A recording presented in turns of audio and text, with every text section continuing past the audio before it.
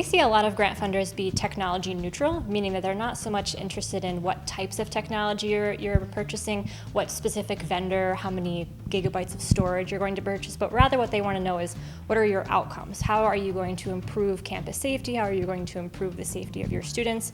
So really, whatever way you can justify that, however you can connect the dots between the outcomes and the technology that you'd like to purchase, we see folks have a lot of success there.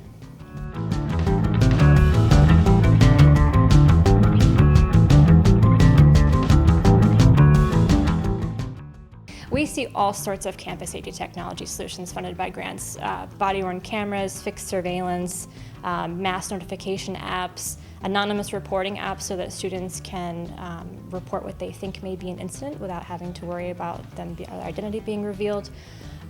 Really, it's going to come down to the grant funder and the grant project you're applying for. Some folks will give you an exact bulleted list as far as what they want to see funded and what they will not fund. Other folks won't provide that, so it's again how you connect those dots between campus safety and that technology. Of course, if you ever have a question or you're not sure if an item can be funded, you can always contact the grant funder for clarification. It's a great way to hear it directly from the horse's mouth, and you also get on their radar so they know you're planning to apply, they know who you are. They have a brief glimpse of what your project may look like, and they'll know to look out for you in the stack when all the applications come in.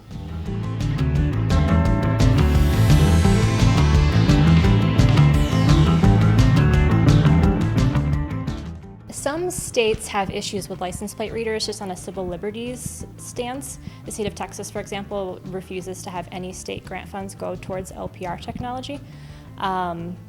We see some concern about general law enforcement technology being funded with school safety grants. So if it's a police issued item and that every municipal law enforcement officer is expected to receive this, it's tricky to get that funded with grants. But for the most part, they're pretty wide open. And since school safety is newer on the scene for grant funding, folks are pretty open to what the latest and greatest technology is if it's going to make an impact.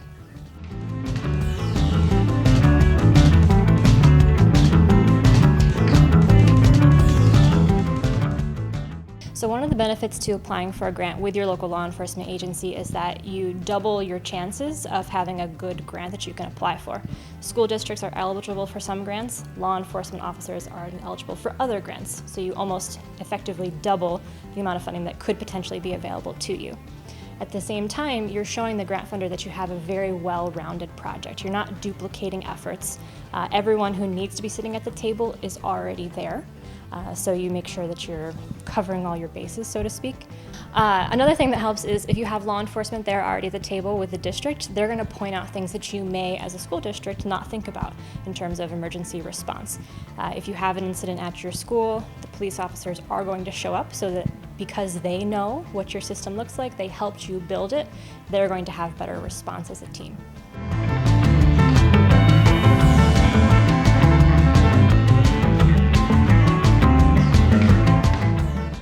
One disadvantage is that you are going to have more folks at the table. You're going to have more opinions, and you're going to have more ideas to sift through.